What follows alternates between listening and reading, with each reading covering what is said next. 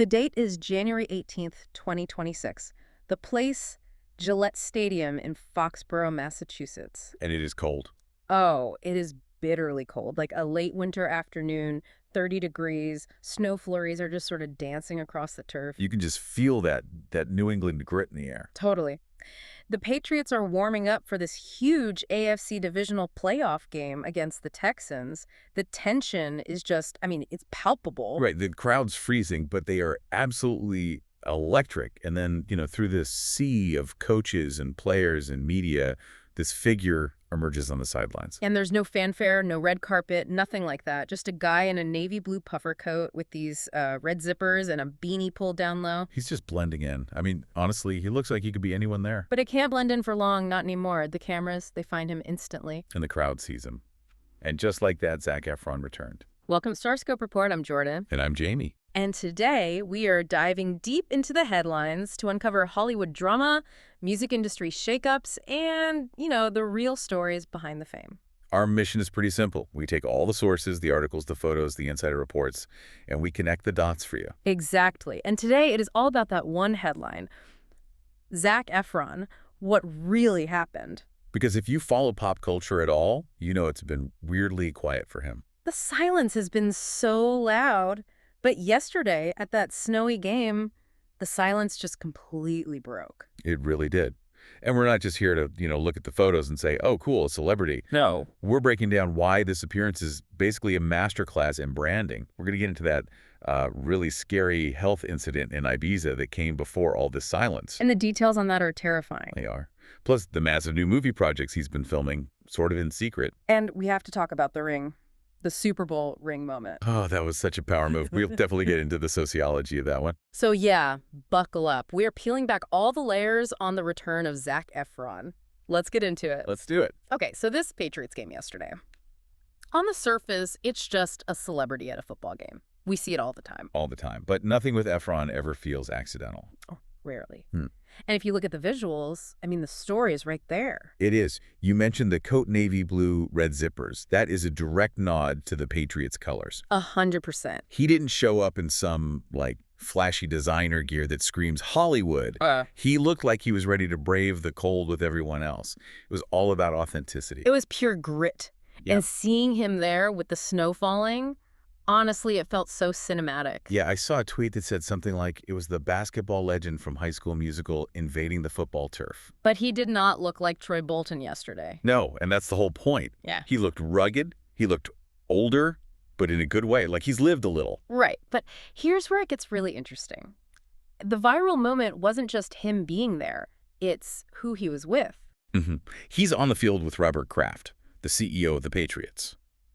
And if you zoom in on the pictures, and trust me, everyone did. He's wearing one of Kraft's Super Bowl rings. Exactly. Now, I want to pause here because it's easy to just brush this off as, rich guys doing rich guy things. Sure. But this is what, sociologists would call a semiotic transfer of prestige. Okay, hold on. That's a mouthful. Break that down for us. What does that actually mean? Think about what that ring represents. It's the absolute pinnacle of success in that world. It's tradition, it's power, it's permanence. It's an elite club. A very elite club. And Robert Kraft is 84. He's a legend. So by him literally handing that ring to Efron to wear, he's basically validating him. It's almost like a knighting ceremony or something. Kind of, yeah. He's saying you belong at this level. Yeah. It elevates Efron's brand from just celebrity to something more like legacy. He's not just a movie star. He's someone respected by these, powerful people outside of Hollywood. And it felt like he was really part of the team's ecosystem, which, we should talk about the game itself because that energy totally reflects on him, too. Oh, it matters. That game was a war, snowy, messy, just classic playoff football. They beat the Texans 28-16. And it wasn't a clean win, was it? Not at all. Drake May, the Patriots QB, fumbled 4 times. 4 times. How do you still win? He only lost 2 of them, but yeah, it was chaos. But then he throws this beautiful touchdown to Stephon Diggs, and the defense just smothered C.J. Stroud. So the point is he was there for a gritty, hard-fought win. Exactly. Not some sunny preseason game. He's there for a moment of resilience, and now they're advancing to the AFC Championship. It ties his return to victory. It's funny you say chaos, because from all the reports, Efron himself seemed like the opposite. Super low-key. Right, just mingling, smiling. Not doing the whole look at me thing. He just looked happy. And happy is the key word there. Because if you go back just, 18 months, the headlines about him were absolutely terrifying. He looked great yesterday. But to really get why that matters, we have to go back to the moment that nearly ended it all. That's right. Coming up, we're digging into that terrifying incident in Ibiza that changed his whole outlook and the viral misunderstanding with his brother that set the internet on fire. Yeah, it's a story a lot of people got totally wrong. Okay, so let's go back. August 2024, Ibiza. The swimming pool incident. I remember when this first broke, the details were so murky. It was a very confusing 24 hours. Mm-hmm. The first reports just said, incident at a villa in Spain, which could mean anything. Right. But when the facts finally came out, it was genuinely scary. He dived into a pool, something he's done a million times, but he hit the water wrong. Ingested a lot of water into his lungs. And villa security had to pull him out, right? Yeah, security had to intervene. He was hospitalized as a precaution. Now, his team immediately went into damage control. They called it a minor incident. But let's be real. Ingesting water into the lungs to the point that you need to be hospitalized, that's basically secondary drowning. It's not minor. No, it can be fatal. And the way he handled the aftermath was so interesting. No big press conference, no statement. He just posted a photo. The weightlifting photo. August 4th. Him, shirtless, lifting weights, and the caption was just happy and healthy. It was brilliant. It completely shut down all the rumors and projected strength. It was like visual proof of life. And that really feels like the start of this new era we're in now. He seems to be deliberately shifting his brand away from just being the pretty boy. So you think it's a conscious pivot? Oh, absolutely. Look at his partnership with Police Eyewear for their Spring-Summer 2025 campaign. The whole theme was audacity and rebellion against stereotypes. I saw those ads. They were very gritty, very masculine, but in a classic way, not a toxic way. Right. He's joining guys like Bruce Willis and David Beckham as an ambassador. It's a move toward being a man of character. He's putting distance between himself and that, almost artificial masculinity of his Baywatch days. It feels more authentic. The beard, the whole vibe, it's adult man, not teen heartthrob. And speaking of authentic, we have to talk about the Brotherhood era.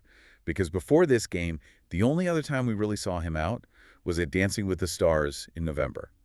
Supporting his brother, Dylan. Exactly. And there was that viral moment that I think so many people misinterpreted. Okay, so Dylan gets his score, a 27 out of 30, which is great. Yeah. And Zac turns and asks someone, is that a good score? And the internet just exploded. Yeah. The memes were instant. Zac is confused. Zac can't do math. It felt like people were just waiting to jump on him for something. But this is where context is everything.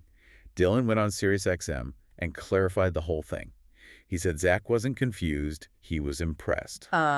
He thought the dance was perfect, so he was asking if 27 was, like, the highest possible score he could have gotten. Oh, that completely changes the meaning. It's not confusion, it's him having these super high standards for his brother. Exactly. It shows this protective, family-first side of him. He's not out at clubs, he's supporting his brother and watching football with Robert Kraft. He's tightening his circle. He's redefined his image, he's supporting his family, but he's also still a massive movie star. Yeah. And wait until you hear about the 2 huge projects he's been working on. We're talking dual roles and taking hostages. This is where the artistic credibility comes back in. Before we get to the movies, just a quick reminder for everyone listening. If you love getting the real story behind the headlines, please make sure you're subscribed to StarScope Report. We have so many more of these deep dives coming up. So yeah, hit that button. Okay, movies. He's been quiet publicly, but very busy on set. And the projects he's picking are bold. They are high risk, high reward. He's doing the classic one for them, one for me. Or in this case, one for the art, one for the box office. First up is the art one, an A24 thriller called Famous. A24. That's instant prestige right there. That's the studio you go to when you want to get serious. For sure. So, get this concept. He plays 2 roles. Oh, wow. He plays James Jansen, a mega famous Hollywood star, and he also plays Lance Dunquist, an obsessive fan who looks exactly like him. So he's playing a fan of a version of himself. Yeah. That is so meta. Totally. It's all about identity, obsession, the dark side of fame. He was spotted filming on the Sunset Strip and then in Atlanta. Playing dual roles like that is a huge challenge for an actor. It's like the ultimate test of your range. It is. And it fits this whole theme of deconstructing his own image, right? Absolutely. Yeah. Then on the complete other end of the spectrum, you have Judgment Day, an Amazon MGM comedy. But it's a dark comedy, and he's teaming up with Will Ferrell. Will Ferrell and Zac Efron. That's a chaotic combination. It sounds like it. So Will Ferrell plays a reality TV judge. Zac plays a guy who blames the judge for ruining his life. So he takes him hostage on live TV. A hostage comedy. That is risky. It is, but look at the cast. Priyanka Chopra Jonas, Regina Hall, Billy Eichner, and it's directed by Nicholas Stoller.